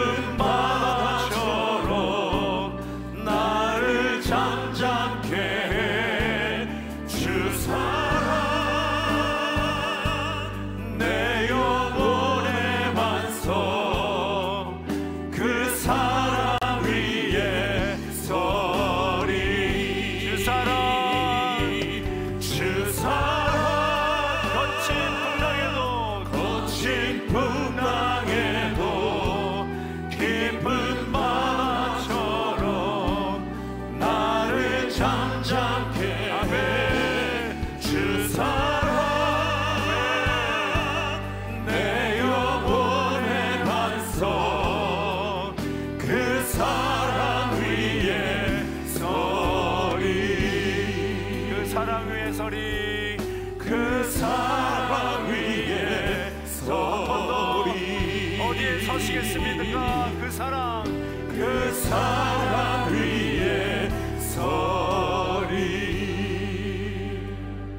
우리의 부족하지만 기도의 손을 들고 같이 한번 합심해서 기도했으면 좋겠어요. 힘들고 어려운 시험, 너무나도 어려운 시험이고 이해가 안 되는 시험이 우리 앞에 있습니다. 하나님의 말씀대로 순종하려니 죽을 것 같습니다. 이거를 포기하자니 죽을 것 같습니다. 여태까지 내가 세워왔던, 믿고 추구해왔던 이것을 하루아침에 포기하려고 하니 죽을 것 같습니다. 내 인생의 마지막 같습니다. 그렇지만 하나님의 말씀에 순종하면 죽음 뒤에 부활이 기다리고 있다는 사실을 오늘 말씀을 통해서 배웠습니다. 하나님을 의지하십시다. 그리고 이것을 내려놓을 때 하나님이 당신의 외아들을 내려놓은 것처럼 나에게 외아들 같은 이삭을 내려놓을 때 하나님께서 죽음에서 부활로 옮기시는 놀라운 기적이 기다리고 있다는 사실을 기억하십시다. 응답의 이름, 능력의 이름, 우리의 기도에 귀 기울이실 그 주님의 이름 힘있게 주여 외치고 통성으로 기도합니다. 주여! 아버지 하나님 믿습니다. 오늘도 이 말씀을 통하여 다시 한번 하나님이 우리에게 주신 이 시험을 통과하는 이 일을 가르쳐 주셔서 감사합니다. 주여 도우시옵소서. 하나님 아버지여 나의 이삭을 내려놓을 수 있는 용기와 믿음을 주시옵소서. 나를 넘어뜨리고 나를 아프게 하고 늘 아버지 하나님의 시험 출제 앞에서 주눅들었던 날 다시 한번 하나님의 말씀으로 우리를 단단히 붙잡아 주시옵시고 주님 앞에 기도하며 나아가는 저희들 되게 하기를 원합니다. 하나님의 내가 주인 삼은 것 내려놓게 하여 주옵소서. 나의 우상을 내려놓게 하여 주옵소서. 나의 이삭을 내려놓게 하여 주옵소서. 예수 그리스도 십자가에서 당신의 외아들을 내려놓으신 우리 하나님을 바라봅니다. 하나님 아버지여 우리 앞에 있는 시험을 통과하는 자들 되게 하여 주옵소서. 하나님의 귀한 뜻을 이루어갈 수 있도록 도와주시옵소서. 깊은 바다처럼 나를 잠잠케 해 주 사랑 내 영혼의 반석 그 사랑 위에 서리 주 사랑 어찌 풍랑에도 깊은 바다처럼 나를 잠잠케 해 주 사랑 내 영혼의 반석 그 사랑 위에 서리. 할렐루야. 우리에게 귀한 말씀을, 정말 이 기도에 필요한 말씀을 전해주셔서 너무 감사하고요. 자, 우리 옆 사람과 한번 오늘 말씀의 제목을 가지고 인사해 볼까요? 이 아들의 시험을 통과합시다.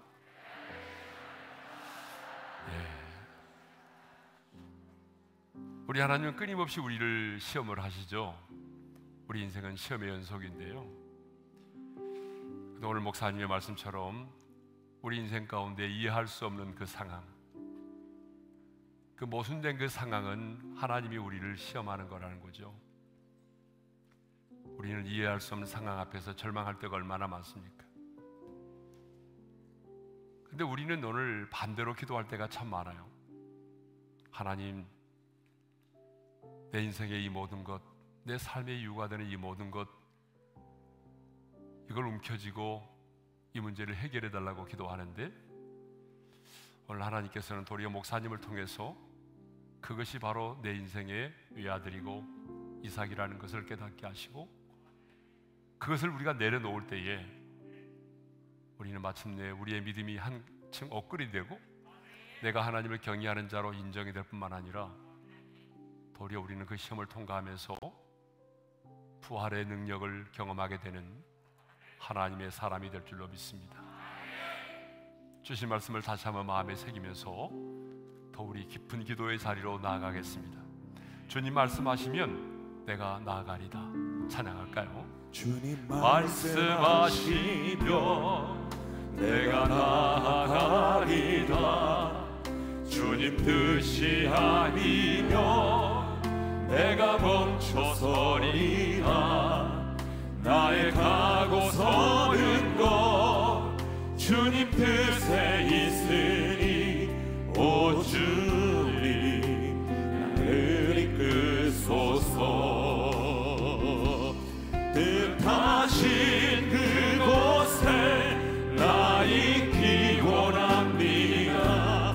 이끄시는 대로 순종하며 살리니 연약한 내 영혼 통하여 일하소서. 주님 나라와 그 뜻을 위하여 뜻하신 그곳에 나 있기 원합니다. 이끄시는 대로 순종하며 살리니 연약한 내 영혼 통하여 일하소서. 주님 나라와 그 뜻을 위하여 오 주님 나를 이끌소서. 뜻하신 그곳에 나 있기 원합니다. 이끄시는 대로 순종하며 살리니 연약한 내 영혼 통하여 일하소서. 주님 나라와 그 뜻을 위하여 뜻하신 그곳에 나 있기 원합니다. 이끄시는 대로 순종하며 살리니 연약한 내 영혼 통하여 일하소서. 주님 나라와 그 뜻을 위하여 오 주님 나를 이끄소서. 자, 우리 이제 주신 말씀을 붙들고 간절히 기도하는 시간을 갖겠습니다. 하나님께서 아브라함을 시험하였듯이 하나님은 우리 한 사람 한 사람을 시험하십니다. 사탄의 시험은 우리를 절망과 좌절에 이르게 하고 우리를 멸망케 하기 위함이겠지만 하나님이 우리를 시험하는 것은 오늘 우리로 하여금 진정으로 하나님만을 온전히 경외하는 자가 되게 하실 뿐만 아니라 그 시험을 통과한 이후에 부활의 능력을 경험할 수 있도록 하기 위함입니다. 오늘 이 시간에 기도하기 전에 그러면 내가 움켜쥐고 있는 내 삶의 이유가 되고 있는 내 인생의 이삭은 누구인가? 내 삶의 전부로 여겨지고 있는 내 인생의 외아들은 누구인가?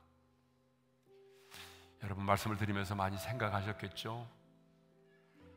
이제 여러분 감동으로 끝나서는 아니 되고 하나님께서 깨닫게 해주신 그 부분들을 온전히 주님께 내려놓아야 합니다.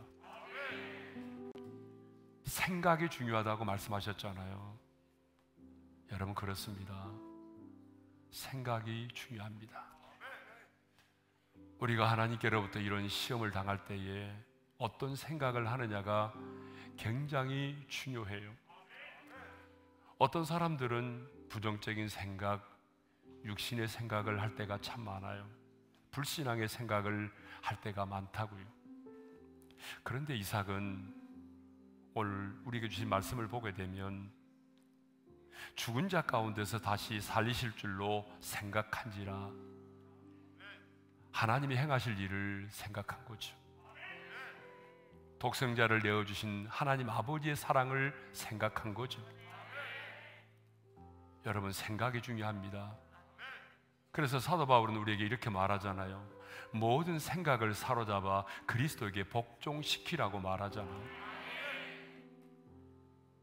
그래서 이 시간 여러분에게 이해할 수 없는 그런 시련과 고난이 왔을 때에 왜 내 인생 가운데 이런 시련이 왔는지, 왜 이해할 수 없는 모순된 상황 속에서 하나님이 내게 이것을 요구하는지 불평하지 말고 하나님을 신뢰함으로 여러분 하나님의 약속의 말씀을 붙들고 여러분이 움켜쥐고 있는 것들을 내려놓으십시오. 여러분의 이상을 주님 앞에 온전히 내어 드리십시오. 그럴 때 하나님께서 여러분들을 향해서 하나님을 온전히 경외하는 자로 여기실 뿐만 아니라 이제 하나님이 여러분의 인생 가운데 행하시는 놀라운 일들을 보게 되는 것입니다. 이제 말씀을 붙들고 구체적으로 기도하며 나가십시다. 하나님, 내 인생의 이삭은 바로 이것이었습니다. 내 자녀일 수도 있고요, 어떤 문제일 수도 있어요. 여러분의 삶의 이유일 수도 있잖아요. 이제는 그 부분들을 정말 하나님 앞에 내어놓고 이제는 정말 그 말씀 앞에 내가 순종하며 살겠습니다. 목사님 말씀하신 것처럼 우리 인생 내 뜻대로 되는 게 하나도 없잖아요. 결국은 하나님의 뜻을 따라 이루어져야 되는데 주님 이끄시는 대로 내가 순종하며 살겠습니다. 근본 다니엘 기도의 기간에 내가 이 시험을 잘 통과해서 부활의 능력을 경험하는 자가 되기 싶습니다. 하나님의 일하심을 보게 하여 주옵소서. 내 삶의 이유가 완전히 바뀌어지기를 원합니다. 주여 한번 부르고 기도하며 나가겠습니다. 주여, 할렐루야. 우리 아버지 하나님 감사합니다.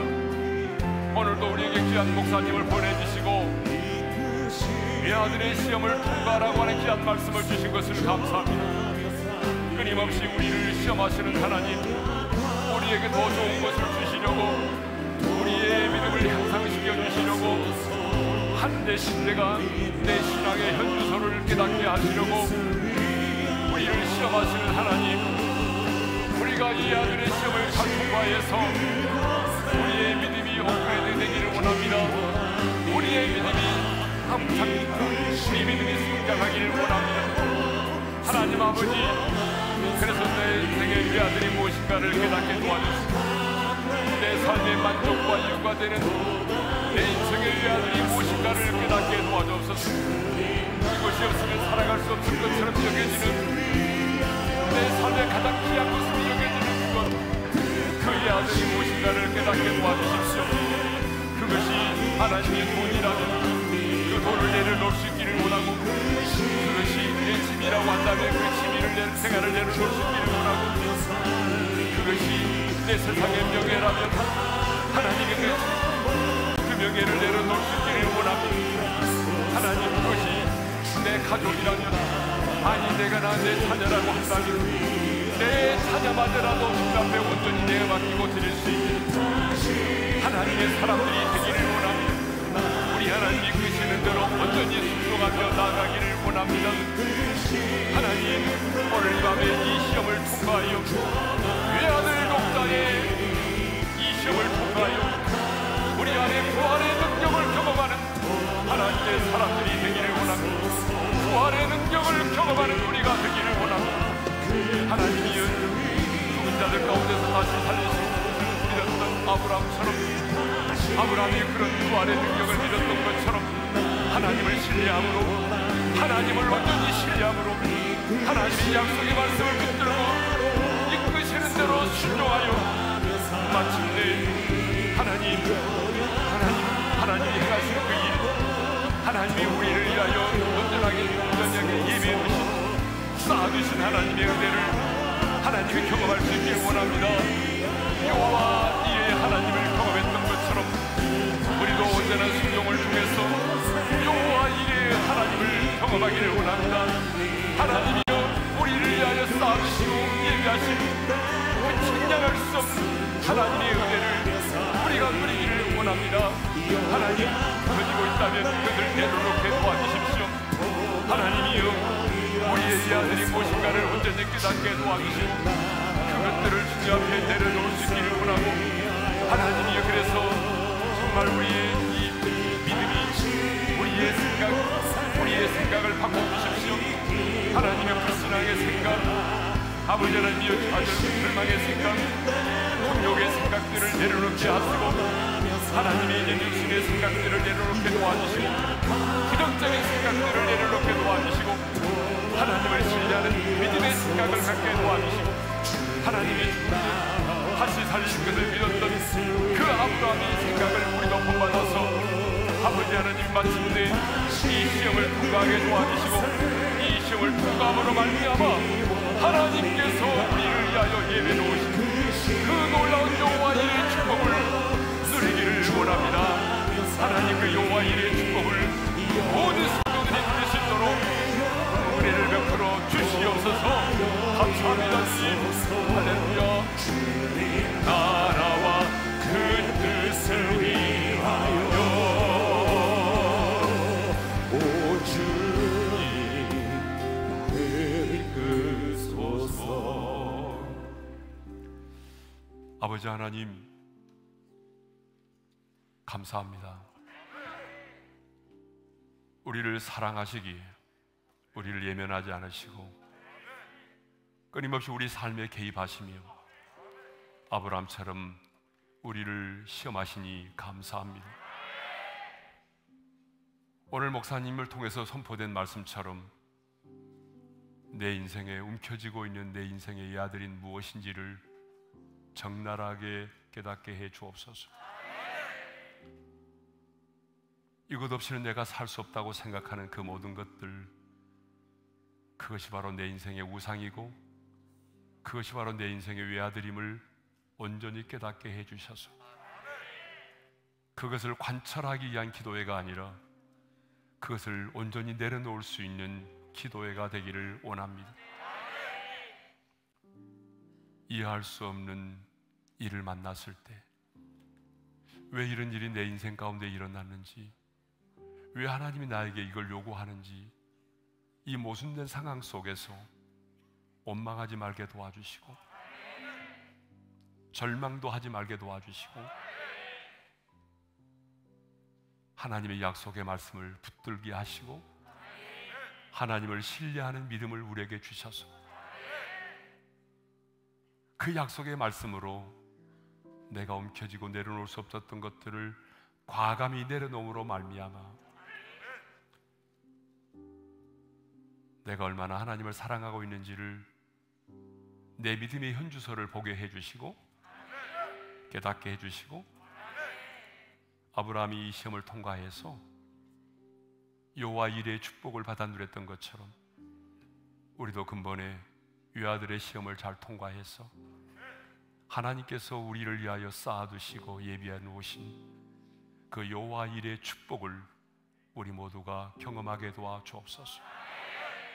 아니, 부활의 능력을 경험하기를 원합니다. 지금도 살아 역사하셔서 지금도 우리의 삶에 개입하시고 일하시는 그 부활하신 주님의 위대한 역사를 우리 모두가 경험하기를 원합니다.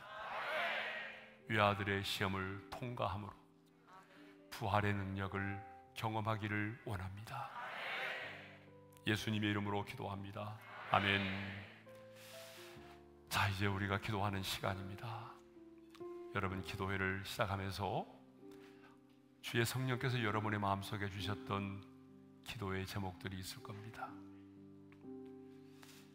그 기도의 제목과 더불어서 여러분 이 시간 기도할 때는 여러분의 가정을 위해서 좀 기도했으면 좋겠습니다. 여러분의 가정은 세상의 가정과는 구별되어야 되잖아요. 하나님, 우리의 가정이 세상 속의 가정과는 확연하게 구별되기를 원합니다. 무엇으로 구별될 수 있을까요? 저는 하나님의 임재로 구별된다고 생각합니다. 하나님, 우리 가정에 하나님의 임재가 떠나지 않게 도와주십시오. 여러분, 하나님의 임재가 있는 가정은요, 누구나 알 수 있어요. 목사인 제가 성도들의 가정을 신방하면 가장 먼저 경험하는 것이 하나님의 임재가 있는 가정은 알 수가 있어요. 그래서 하나님, 우리의 가정이 하나님의 임재가 충만한 가정이 되게 해주십시오. 우리 가정에 들어오는 모든 사람들이 하나님의 임재를 경험하게 도와주십시오. 내 사랑하는 자녀들이 하나님의 임재 속에 자라게 도와주십시오. 여러분, 그 하나님의 임재가 있는 가정이 되려면 여러분의 가정에 기도와 찬양과 예배가 떠나지 않아야 됩니다. 예배가 쌓이고 기도가 쌓일 때 여러분의 가정에 하나님의 임재가 충만한 가정이 될 수 있어요. 그래서 하나님, 우리 가정이 이렇게 하나님의 임재가 충만한 가정이 되게 도와주셔서 우리 가정에 들어오는 모든 사람들이 하나님의 평안을 맛보게 해주시고 하나님의 나라를 누리게 해주십시오. 자, 여러분의 각자의 기도의 제목과 더불어서 여러분의 가정이 하나님의 임재가 충만한 가정이 되기를 소망하면서 적어도 우리 한 10분 이상 자유롭게 기도하다가 돌아가시기를 바랍니다. 우리 주여 한번 부르고 기도하겠습니다. 주여!